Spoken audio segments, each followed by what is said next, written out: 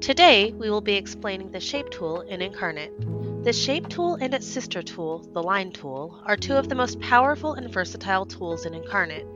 Power users take advantage of these tools to take their maps to new heights, but their functionality can prove useful to users at any level.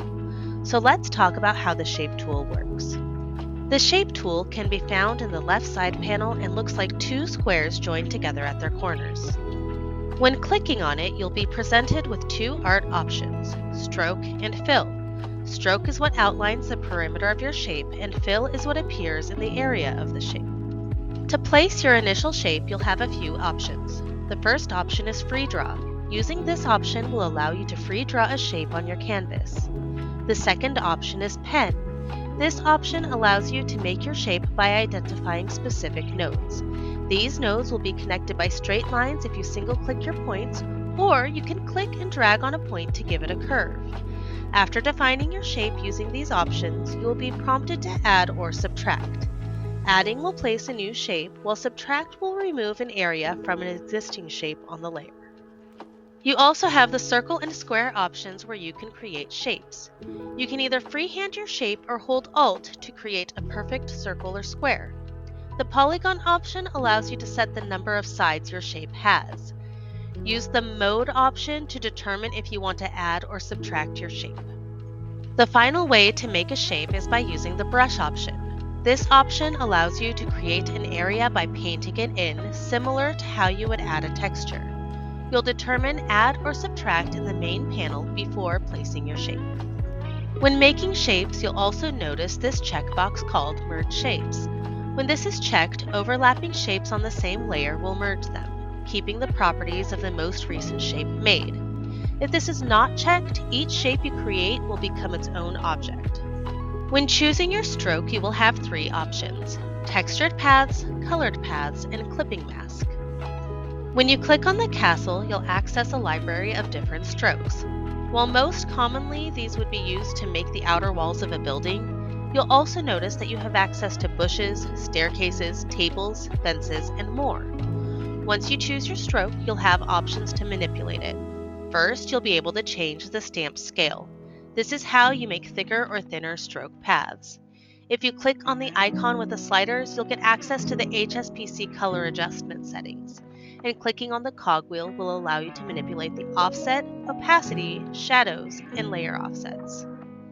You'll also be able to add caps to path endings or nodes, or turn them off completely.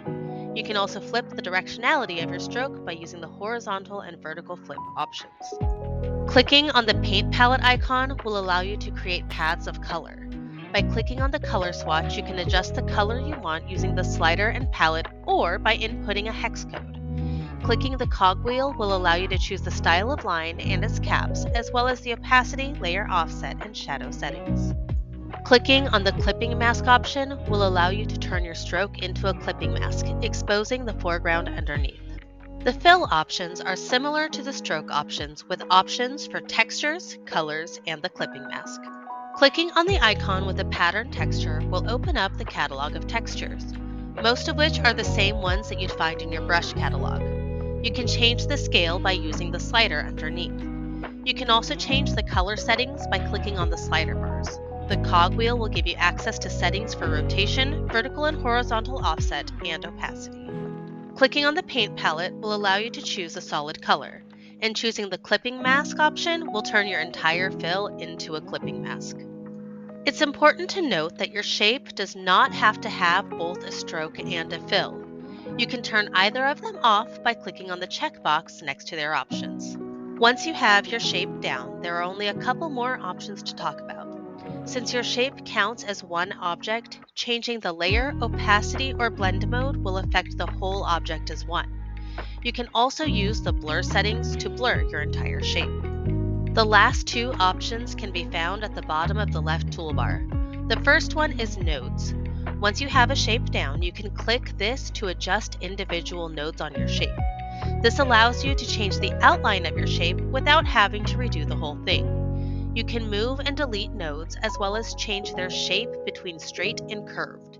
You can also cut the path between two nodes, turning it into a line with no fill. The second is Portals. Portals will allow you to create a break in your stroke without removing the fill. This is commonly used for making breaks for doors or windows. This tool is so helpful for creating buildings at its core, but can open up a world of tricks to elevate your map making. For these tutorials, check out the videos in the description below. And for more tool tips, time lapses, or Inkarnate tricks, be sure to like and subscribe.